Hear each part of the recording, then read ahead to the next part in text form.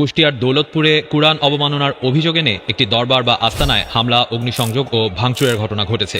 এই হামলায় ওই দরবারের কথিত প্রধান পীর আব্দুর রহমান ওরফে শামীম নিহত হয়েছেন বলে জানিয়েছে পুলিশ। ইসলামের বাইরে কোনো মারেফত নাই, কোনো ভেদ নাই, কোন সুফিবাদকে আমরা বিশ্বাস করতে পারি না। সুফিবাদীদের কাছে মারেফত নাই, আছে মাইরের পথ। কিছু লোক আমার কথা বুঝে না, বলে উনি সুফিদের বিরোধিতা করে। না, সুফিদের বিরোধিতা করবে কেন? প্রত্যেক ওলি তো সুফি। আমি সুফিবাদীর বিরোধিতা করি।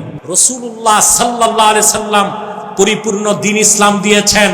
এই দ্বীনের বাইরে সুফিদের নিজস্ব কোনো মতবাদ তৈরির ক্ষমতা।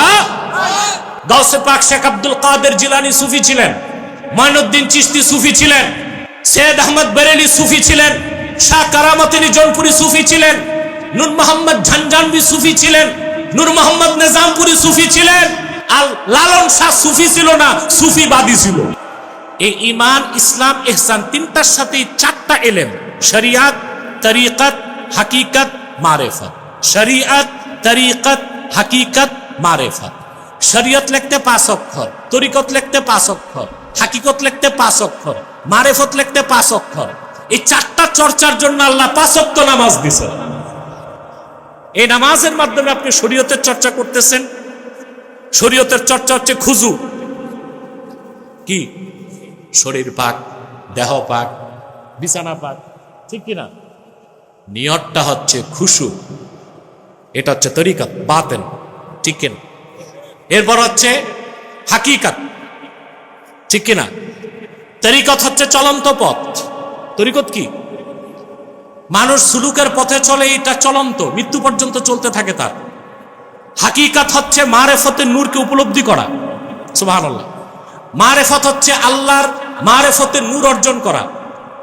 এই শরীয়ত, তরিকত, হাকিকত, মারেফত সব কিছুই আছে ইসলাম, ঈমান, ইহসানের মধ্যে।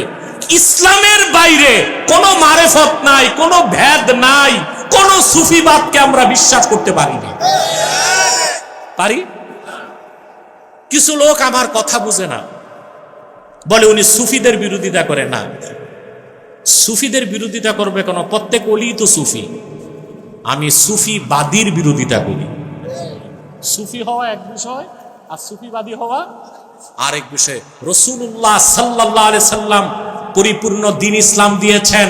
এই দ্বীনের বাইরে সুফিদের নিজস্ব কোনো মতবাদ তৈরির ক্ষমতা। আমরা সুফিবাদী না, সুফি। আমরা কি?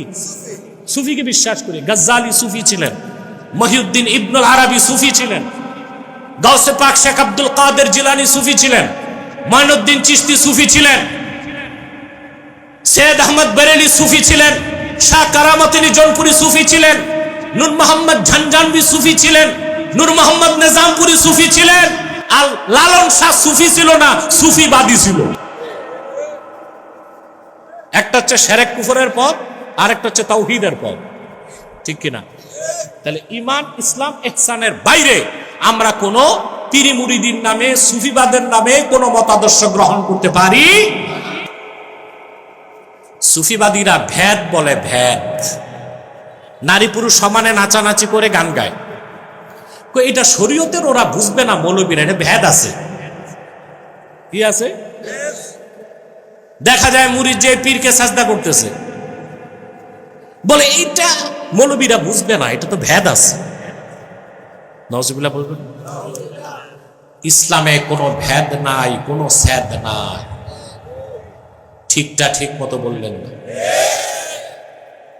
বুখারী শরীফের একটা হাদিসের অপব্যাখ্যা করে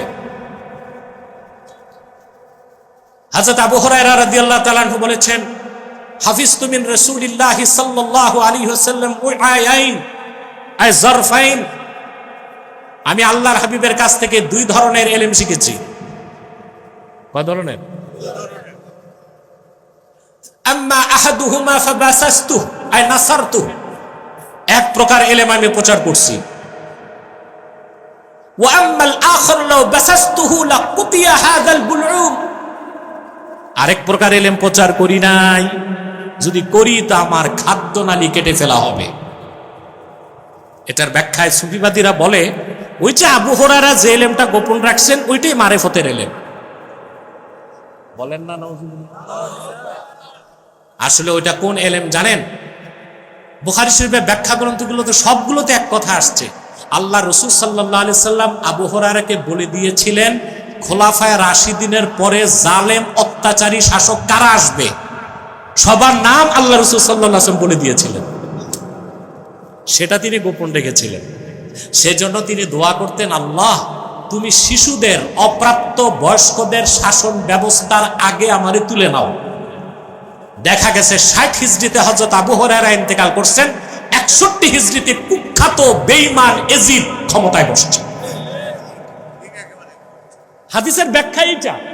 আর সুফিবাদীরা বলে গোপন ভেদ আছে। কি আছে?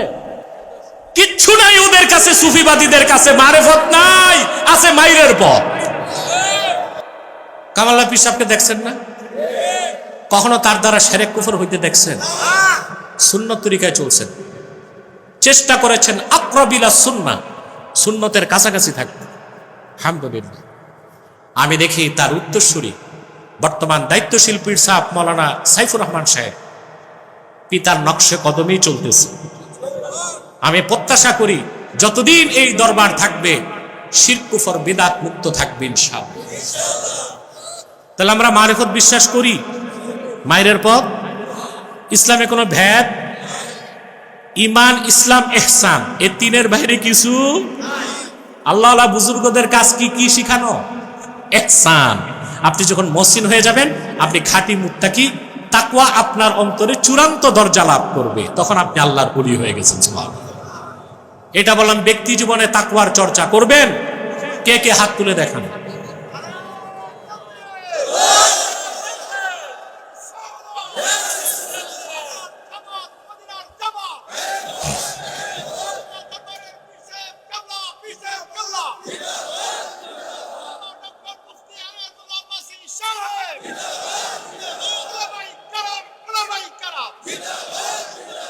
প্রিয় বন্ধুগণ আমার, আল্লাহকে যে ভয় পায় সে চুরি করবে, ডাকাতি করবে, নামাজ ছাড়বে, জেনা করবে, ব্যভিচার করবে। আপনি কি গোপন করবেন? আমাদের আমলারা দুর্নীতি করে কিনা দেখার জন্য আছে দুদক। কি আছে? দুদক। পরে আমরা দেখছি ভূত তাড়াইতে সরিষা, সরিষার মধ্যে ভূত। দুদকের কর্মকর্তা ঘুষ খেয়ে বসে আছে। তো দুর্নীতি দমন করতে দুদক, দুদক দমন করতে কি তাকওয়া কি লাগবে? সুবহানাল্লাহ। যতক্ষণ পর্যন্ত ব্যক্তি জীবনে আল্লাহর ভয় তাকওয়া জাগ্রত না হবে, শুধু আইন কানুন দিয়া, ডান্ডা দিয়া পিটায় মানুষকে দমন করা যায়, মানুষ বানানো যায় না। ঠিকটা তো ঠিক মতো বললেন না। আইন কানুন দিয়া মানুষকে কি করা যায়? কন্ট্রোল করা যায়, চেক অ্যান্ড ব্যালেন্স, পরিবেশটা একটু ধরে রাখা যায়, কিন্তু মানুষকে মানুষ বানানো।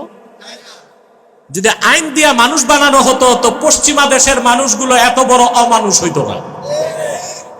ওগুলো মানুষের কাতারে আছে। ওখানে ফ্রি সেক্স, বাবার সাথে মেয়ে যৌন সম্পর্ক, ভাই বোন যৌন সম্পর্ক, পুরুষে পুরুষে যৌন সম্পর্ক। এগুলো কি মনুষ্যত্ব না পশুত্ব? যে কথায় আমি ফিরে এসেছি, আমাদের ব্যক্তি জীবনে তাকওয়া চর্চা করলে হবে না, শিক্ষা ব্যবস্থাটা তাকওয়া ভিত্তিক করতে হবে। এখানে যারা আছে আলেম ওলামা, প্রত্যেকের প্রাণের দাবি শিক্ষা ব্যবস্থাকে ইসলামাইজেশন, ইসলামীকরণ করতে হবে। এটা চান? বিগত জালেমরা যখন ছিল, শিক্ষা ব্যবস্থাকে ইসলাম থেকে সরিয়ে দিয়েছিল, বিবর্তনবাদকে ঢুকিয়েছিল, গান বাদ্য, নাচ গান, আলু ভর্তা বানানো, সরিষার ভর্তা বানানো, ইলিশ মাছ রান্না করা, এগুলো শিখিয়ে গোটা জাতিকে মেধা শূন্য করার চেষ্টা করেছে। আমরা কি প্রতিবাদ করি নাই? কথা বলেন। বিবর্তনবাদের বিরুদ্ধে টক শোতে, ডিবেটে, মাহফিলে, মিম্বরে এই অধম যত কথা বলেছে, 50 বছরে বাংলাদেশে কোনো আলেম বিবর্তনবাদের বিরুদ্ধে এত কথা বলে না। আমরা বাধা দিয়ে সফল হই নাই। সমকামিতার বিরুদ্ধে আমরা আন্দোলন করেছিলাম, সফল হই নাই। কথা বলে না। তা এখন কেন হব না? এখন তো আরো বেশি হবো ইনশাল্লাহ।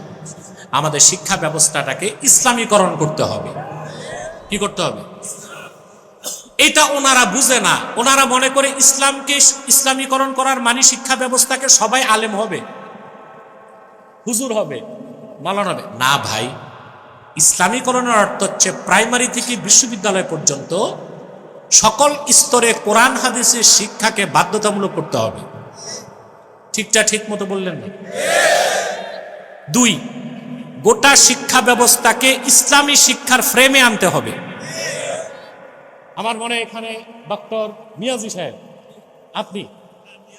জি আলহামদুলিল্লাহ, উনি তো শিক্ষক মানুষ, বিশ্ববিদ্যালয়ের শিক্ষক। এগুলো ওনারা স্টাডি করেন, কিন্তু তাদের পরিধি খুব ছোট, তাদের অনেক কিছু করতে পারে না, অনেক কিছু করতে পারে না, যেহেতু সরকারি চাকরি। শিক্ষাকে ইসলামীকরণের অর্থ হচ্ছে ইসলামী শিক্ষার ফ্রেমে গোটা শিক্ষা ব্যবস্থাকে নিয়ে আসা। এটা অর্থটাকে আমি একটু ব্যাখ্যা করে দিচ্ছি। এদেশে মেডিকেল সায়েন্সে পড়ে না মানুষ, কিন্তু চিকিৎসা বিজ্ঞানের জনক যে একজন মুসলিম, এটা পড়ানো হয়? কথা বলেন, বলেন তো চিকিৎসা বিজ্ঞানের জনকের নাম কি? না, ভুল, আবুল কাসেম জাহরাউই।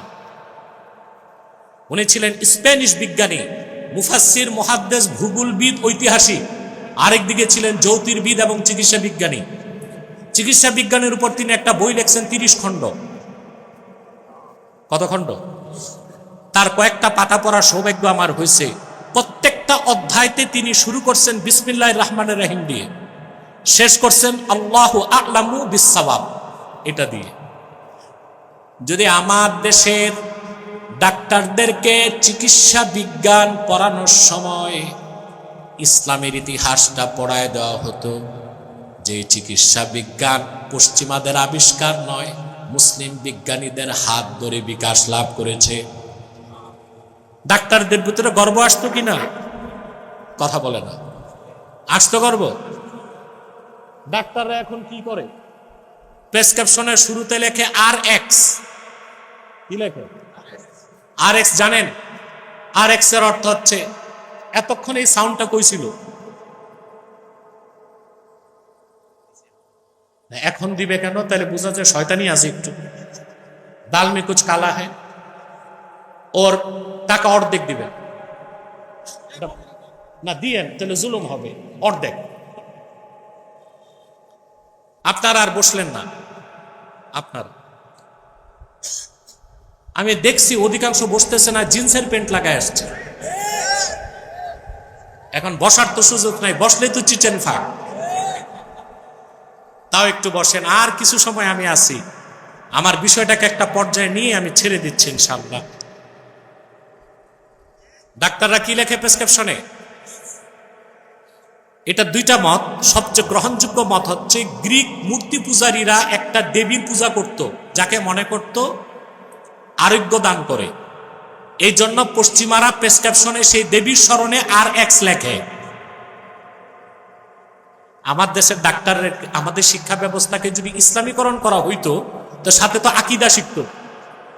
তখন ডাক্তার কি আর প্রেসক্রিপশনে RX লিখতো না, লিখতো বিসমিল্লাহির রহমানির রহিম? লিখতো কিনা? শিক্ষা কি ইসলামীকরণের অর্থ কি? এটা বুঝেই না মন্ত্রীরা। মনে করে সব হুজুর হবে, সব মৌলবী হবে। আবুল কাসেম জাহরাবি দাঁত উঠানোর জন্য 900 বছর আগে 250 যন্ত্র আবিষ্কার করছে। এখন ইউরোপ আমেরিকা ডেন্টালিজমে, দাঁতের চিকিৎসায় ওই যন্ত্রগুলোকে ব্যবহার করে নতুন যন্ত্র বানাবার প্রয়োজন হয় নাই, ওই ডিজাইনে। Aviation science, plane, helicopter, rocket, drone, এটা একটা বিজ্ঞান না? যারা পাইলট হচ্ছে বাংলাদেশে, ওদেরকে যদি জিজ্ঞেস করেন এভিয়েশন বিজ্ঞানের জনককে, বলতে পারবে? আব্বাস বিন ফিরনাস। কি নাম? আব্বাস বিন ফিরনাস। এই আব্বাস বিন ফিরনাস ছিলেন স্প্যানিশ দার্শনিক, মুহাদ্দিস, মুফাসসির, গণিতবিদ, রসায়নবিদ এবং জ্যোতির্বিজ্ঞানী। তিনি 800 বছর আগে স্পেনে পাহাড়ের চূড়া থেকে নিজস্ব তৈরি করা ডানায় গ্ল্যান্ডিং করে 26 সেকেন্ড আকাশে ভেসেছেন। কত বছর আগে? 800 বছর আগে। তাহলে এই এভিয়েশন বিজ্ঞানের জনক কি বেদিনরা না মুসলিম? তো যাদের এভিয়েশন পড়ানো হয়, শিক্ষা কি ইসলামীকরণ যদি করা হতো, ওরা এই ইতিহাসটা পড়তো কিনা? কথা বলেন, পড়তো? বিজ্ঞানের চরম আবিষ্কার AI, artificial intelligence, robotic science. আপনারা জানেন আর্টিফিশিয়াল ইন্টেলিজেন্স বা রোবোটিক সায়েন্সের মূল হচ্ছে অ্যালগোরিদম। মূল কি? আরে বাবা কথা কইবেন না।